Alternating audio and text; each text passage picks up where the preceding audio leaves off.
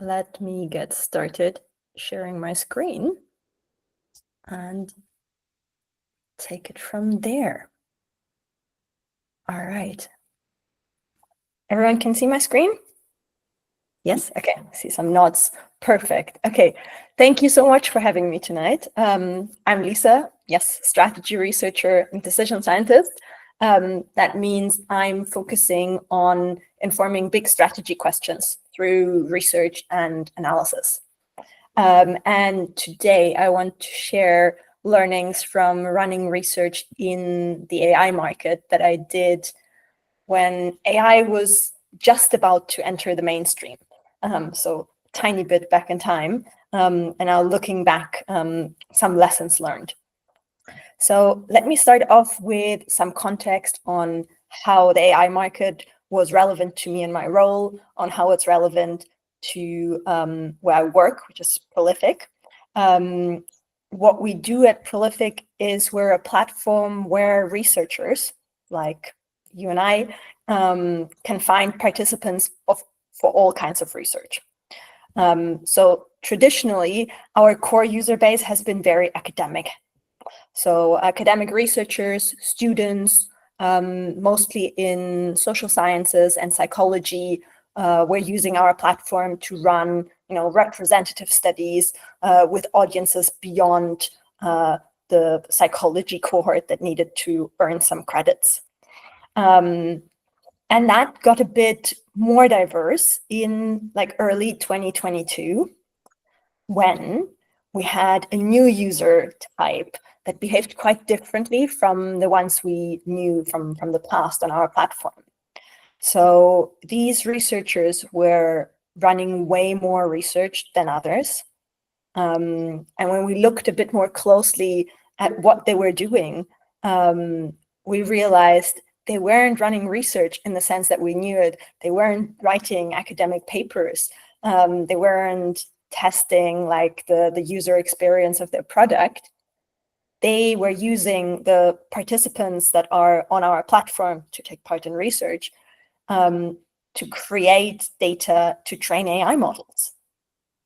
And so the question became, they're coming to us proactively. So is there an unmet need in this market? And can we expand into it by offering something more bespoke to AI training?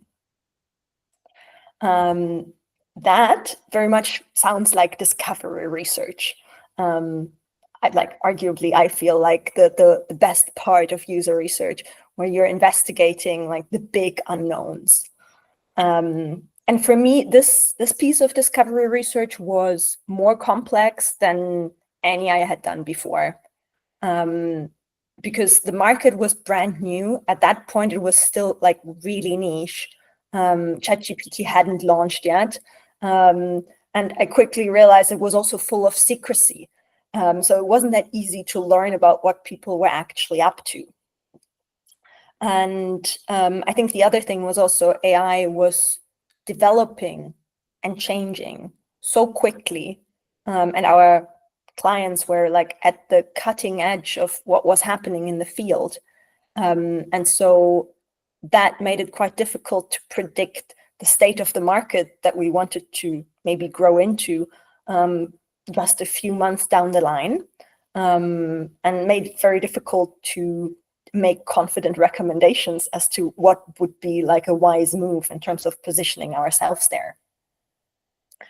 So how does one practically tackle such a discovery research in a complex environment? I want to reflect on 3 key aspects today where this complexity came into play in particular. And that's at the stage of scoping, running the actual research, and then communicating findings. And yeah, looking back at it now also, I feel like these learnings also really capture this kind of transitioning in mindset from either a junior to a mid, or a mid to a senior researcher. So it's nice to reflect on that together. And I'm really looking forward to hearing any questions or discussing what you've all learned or are looking forward to learn, like after the talk. So let's dive in. We'll start with scoping. So during scoping, taking up a project, you first lay out the land before you embark on your exploration. You break things down, fill in some project overview sheet. What is the research question? What's the purpose? Who's responsible for what bit?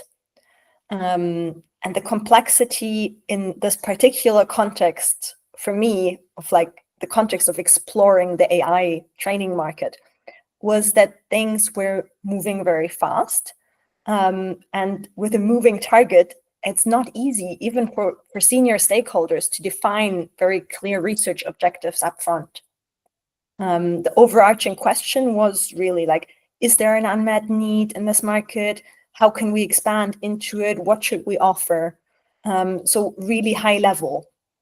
And what I've found again and again, and particularly in this project, was really important, was to get into the shoes of my stakeholders and understand where they're at.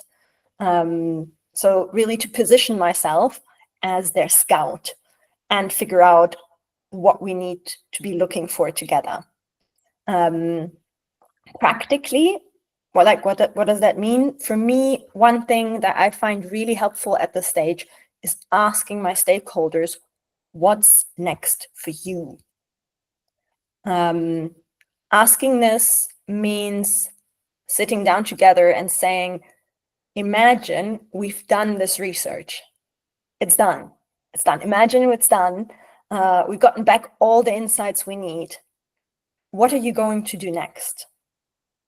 Why is this helpful? I think one, it's because it makes sure that your research will have impact and isn't just curiosity research.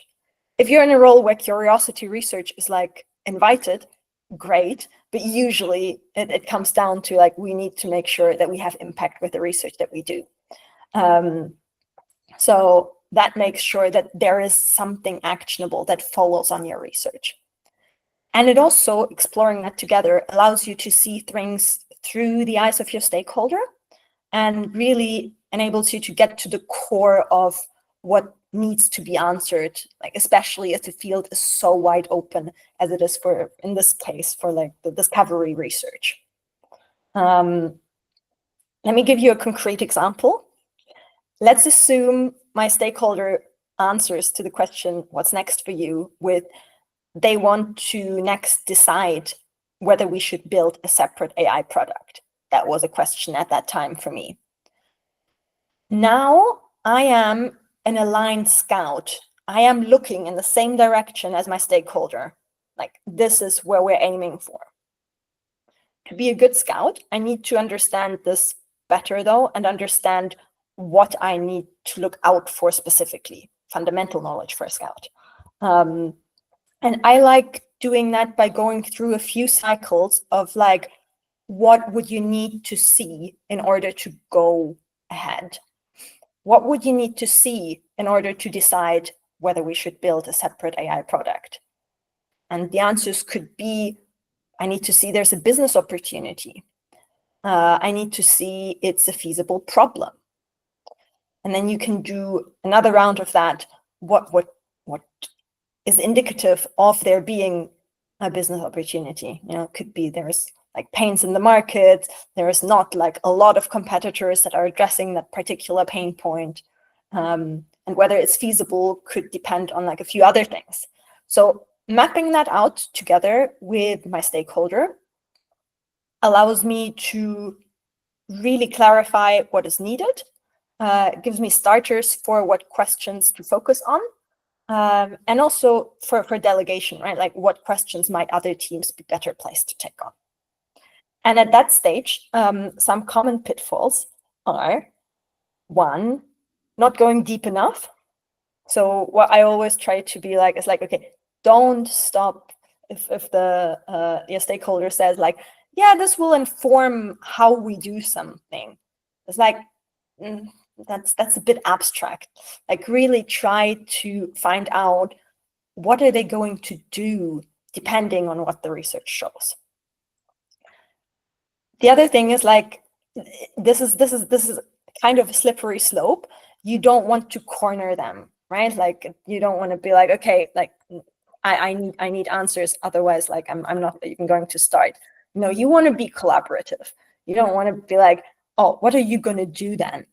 And wait for your stakeholders to figure things out. It's a true team effort. You want to do this together. And the third thing is to remember that, yes, you want to, see things through the eyes of your stakeholder, but your role is also to bring the perspective of a researcher. My job as a researcher is also to avoid bias. In order to avoid looking only for what my stakeholders want to see, I also want to ask, what would you need to see to not choose that? What would you need to choose it and not, so that I can look for signals in all directions? All right. So in summary, during scoping, it's really understanding where my stakeholder is trying to get to and positioning myself as their scout and ally on this journey.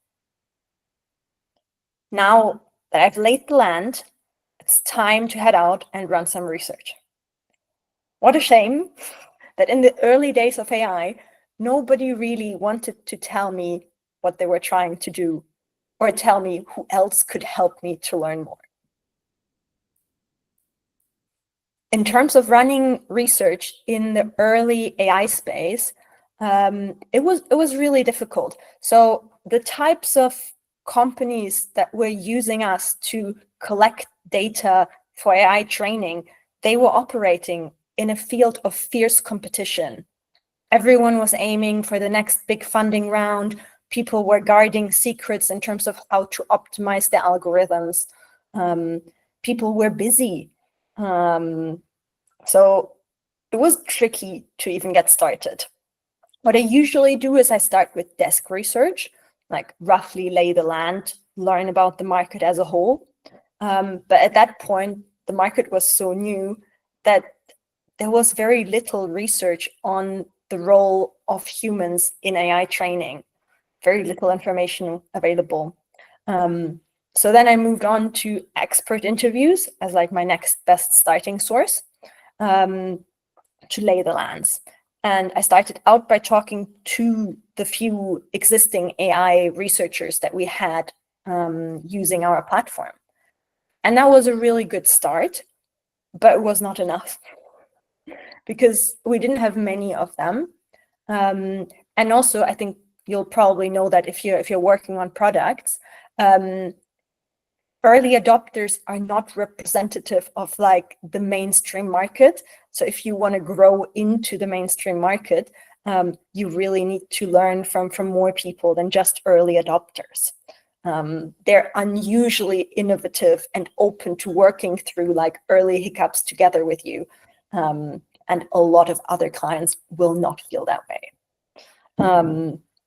So I was then hoping to access the mainstream through snowball sampling. So asking our existing AI users, could you recommend friends, colleagues, and other places that I could talk to? Like, yeah, everyone could like get some nice money for an interview, but no, really like the sheer amount of funding and fierceness of competition in that space between the AI companies meant that people were extra secretive. Our AI clients did not want to introduce us to people from their network who weren't using us because they saw us as like their secret sauce and they didn't want others to find out about it. So yeah, that was not great. How did I navigate that complexity? We tried a few different things with limited success. So we had some success with recruitment agencies. Initially, they found a few good people for us. But after a first round of finding a few good people for us, I think they 5x'd the price because they realized how difficult it was to get those kinds of people.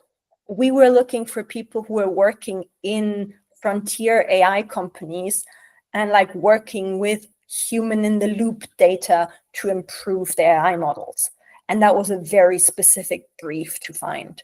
So that was just not scalable because it got so expensive. Personal connections from especially our like exec team were helpful to find a few more people, but again, like that drizzled out in terms of numbers. And LinkedIn and social media, we wanted to be creative, but it did not work. We had so many people like get in touch and we're like, yeah, like we want to talk to you. We want to learn about AI. We want to like contribute. The audience was too niche, and like high pay was not an incentive to like get those people motivated. So what helped us make things work at least some of the time? I would really summarize it as being pragmatic and redefining a gold standard of how to do research. So I'll give a few examples. We shortened interview times radically. I'd never run a 15-minute user research call before, but given the busyness of these people, asking for 15 minutes of their time was like way more fruitful than trying to get anything from 30 minutes upwards. The priority was really just like to get to talk to someone and get some kind of insights. And often people were happy to talk again if they felt it was like something useful, worth their time. I tried offering donations rather than cash incentives to reduce the noise of people who would just come forward wanting to talk to us without being qualified. Helped a bit, but didn't help getting the right people. And after a few recruitment rounds, we then also decided to hire one of the experts that we had interviewed a few times as a consultant. I think that was really a really good move to unblock us, especially in terms of not just on the research side, but also on, you know, like the iterative product development side. It might not look great in terms of representativeness, like one person's view to help like guide the journey of our product. But we decided that the audience overall was super small. There simply weren't many companies training AI models. So having like one really good person might well be 1% of the population that's available. And also the risk of getting things wrong was outweighed by the risk of being stuck in recruitment loops, trying to like validate ideas further. So that was really one of the major drawbacks in this industry. The key audience was extremely small. So as a good scout at the research stage, I have my principles, I have my methods, and I need to be able to adapt them to the varied terrains that I might find myself in. And that basically for me means redefining my gold standard, depending on what's possible to get. All right, scout mindset. I have collected plenty of insights from different parts of the AI market world. And now I'm coming back with plenty of stories to tell. How do I introduce people to a land they've never seen themselves? Onto communication. So the difficulty with communicating the findings for this particular research project was that there were a lot of interested parties.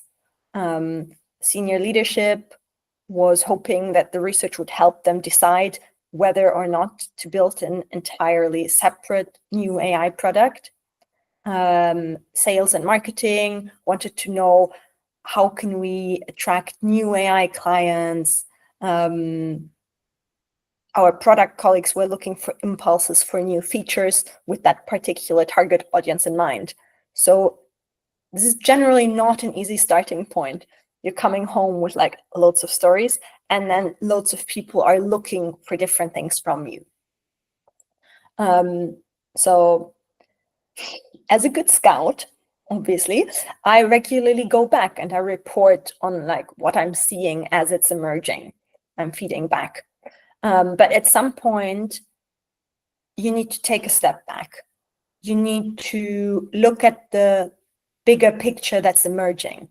And this point for me is like you're transitioning from being a scout, where you're going out, you're trying to have the right lens, you're trying to like get all the information that's needed to make those decisions. And you're coming back, and now you're transitioning from being a scout to being a tour guide. So if you're a good tour guide, you're not just handing your audience a big lonely planet, like write-up of all your research findings and say, any more questions, just let me know. No, you want to have impact, right? Like that's where we're always coming back to. You want to have impact. And in order to have impact, you need to equip people with what they need to know in order to take their next step along their what's next for you plan. So it's really like it's linking back to that piece, like remembering where you started from and then enabling. So what you do if you're a good tour guide is like you curate an experience. You take people by the hand and show them what they need to see, what's most relevant to them to get them to where they need to go next. So far the theory, but it's probably needless to say that my first attempt at being a tour guide did not go too well. What did I do as a rookie tour guide? I think that's the typical thing. I dove in too deeply, leading to information overload. I was very excited about all of the different things. I had understood quite a few things and really struggled to like meet people where they're at. I was eager to share everything. I also tried to provide outputs that resonated with everyone in the organization. And that's what I said, like, was one of the challenges in terms of communicating for this research project, right? Like, product wanted one thing, sales and marketing, like, looked at it from another perspective, senior leadership had their questions. And so trying to bring it all together in like one big, like, it did not work. That's also not good tour guide behavior. There's a reason why some people are booking the ecological tour and others are booking the culture tour, right? Or like the riding a bike through the neighborhood one. It's so that not everyone has to go to the local history museum, the circus, and the scorpion sanctuary. Like, you want to customize your journey. So what did I do when I realized that this wasn't working well? Well, the good thing was people were interested, but nothing really happened. So what I did then is I tried to communicate differently. And concretely, that meant I combined new information with known concepts. I'll say a bit more about that in a moment. And I generally over-communicated. You probably have heard like over-communicate like as an advice everywhere. I, for the longest time, did not really know what that meant, other than like keep putting information out there. It will sink in eventually. So I'll also tell you what over-communicating came to mean to me as part of this project. So let's get concrete. What do I mean with combining new information with known concepts? This is a simplified version of an output that I created to show to my stakeholders what different use cases I've seen across the AI training market. So I don't know, this might be interesting for some of you. So like in training AI models, like right now, a lot of this is already done, like other AI models are training AI models. But like in the early days, like humans were involved at like every stage. And so you had simple annotation projects where people had to be like, is this a traffic light? Is this not a traffic light? Is this type of serial or is this another one? Data generation, where creativity was asked for, coming up with stories, uploading photos, having interactions either with one another or with a chatbot. They were still quite clunky at that point in time. To trained feedback, which is basically now a lot of the like thumbs up and thumbs down. When you get a chatbot response, you can say whether you think it's good or bad. But those companies, before they put those models out, they want to make sure that, you know, there's already a level of decency in the responses that you're getting. And that was part of those human in the loop early feedback loops, all the way to expert inputs, where you have people checking whether the models are actually like hallucinating or giving factually accurate information if they're asked about like complex science topics, for example. So that's just a little side note in terms of like the continuum of use cases that I'd found in those early days. I put that together because graphs always work so much better than like trying to, you know, this would be like, I don't know, 5 pages of me trying to explain this, or it's like a single graph. So when I first presented this and explained it to people, they were really interested. I got a lot of and aha. But then silence, nothing happened. So I had to go back to the drawing board and be like, okay, people find it interesting, but they don't really know what to do with it. And then the idea came to me of bringing it home by combining it with a known concept. Known concept in my case was product market fit, because it was something that we had already talked about like quite a bit across the company, and people could relate to the concept and also related to like what it meant to their jobs and their roles.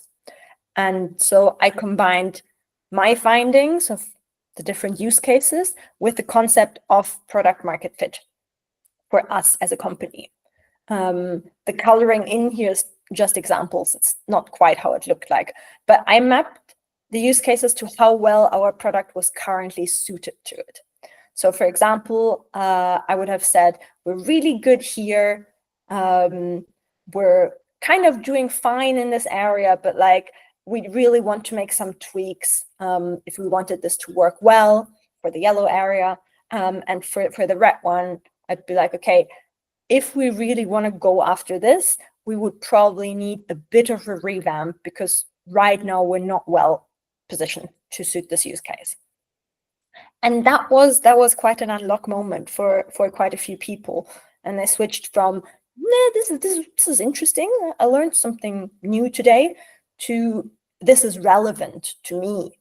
So for example, marketing focused on, ooh, there is good PMF here, something that we're serving well already.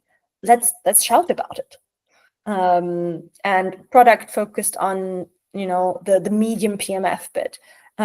Where could we make some tweaks? Like, let's start ideating, how could we unlock a better fit here? And then the area of like, that would probably need a lot of effort. That was something to discuss with our senior leadership to understand if that would be a worthwhile investment for us as a company. So my first takeaway from going from rookie tour guide to good tour guide in a complex environment is trying where you can to combine new information with familiar concepts, because it really helps people take things in and make sense of it for themselves. And the other thing that I do at this stage as a good tour guide is over communicate. And that's like my spin on what over communicating means for me. It's really like this idea of closing the loop on what's next with your stakeholders, relating it back to where they're at, setting them up for success for the next step. What that means in practice really, really varies. But I'll give you a few examples for like just inspiration. So for example, we ran a SWOT analysis workshop with our executive team to collectively reflect on strengths, weaknesses, opportunities, and threats associated with building a separate standalone AI product. That was a key question on their minds. And we brought in different perspectives, not just the research, but also the commercial one, the product one, and had a discussion about that. We developed in collaboration with marketing and sales an ideal customer profile. And we broke down our existing AI persona. So we had one AI researcher persona. We broke that down into more bespoke sub-personas of end user versus decision maker. So the end user being the research scientist in an AI company who builds human data into AI training pipelines. And the decision maker being more of like a program manager who oversees the teams of those research scientists, because the research had shown that both were potential entry points into AI companies. From both directions, there could be interest in, okay, let's try this new platform in their minds to find humans to help us train our AI models.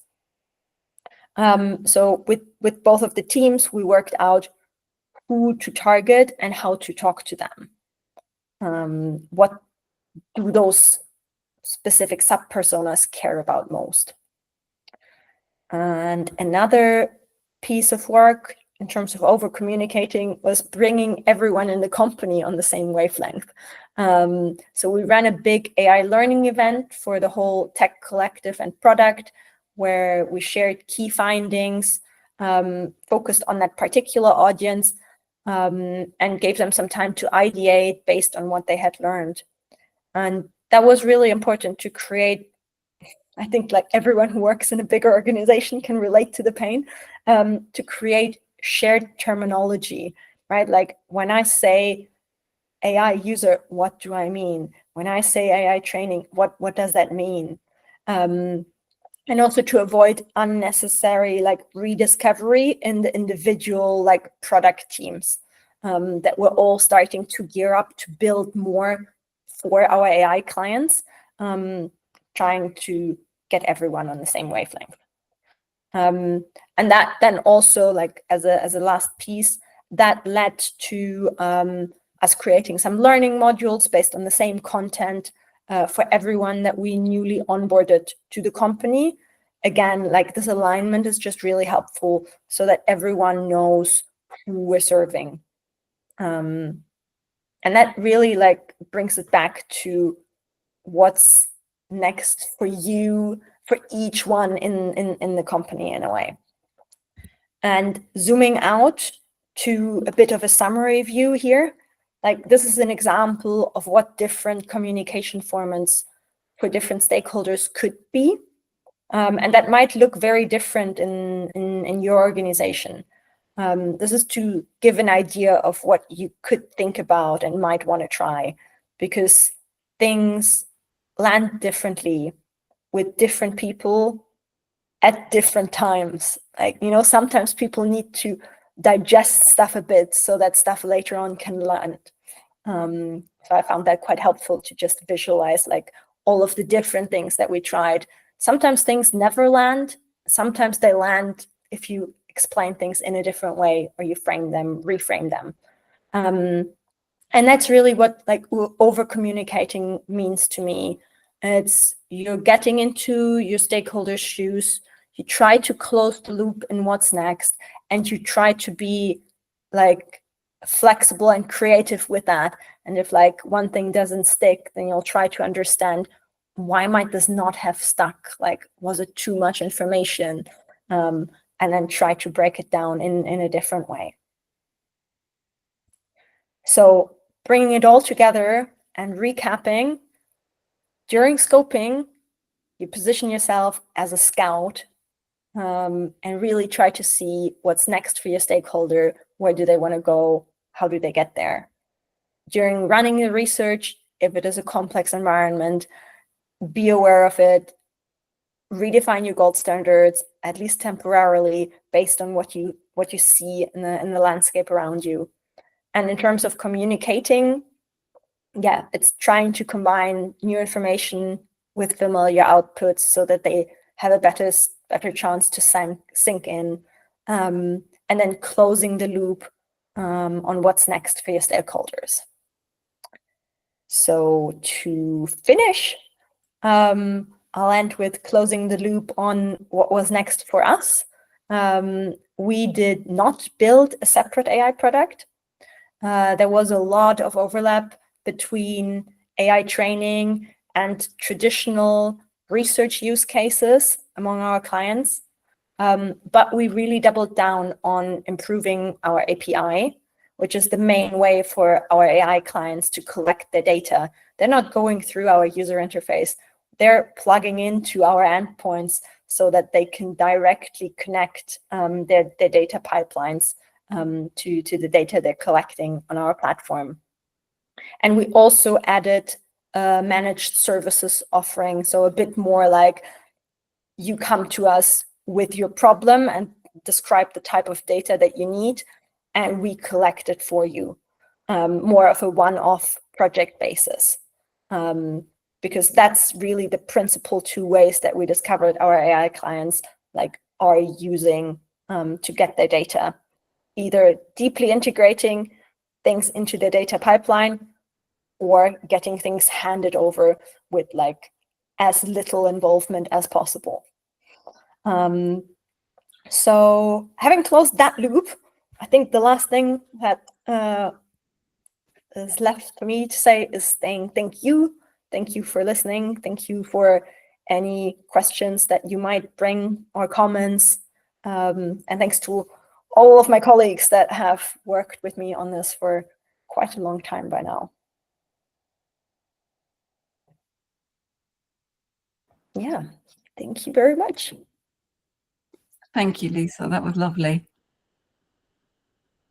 V, did you want to start the sort of questions? Yeah. Which reminds me, I need to stop the recording, right?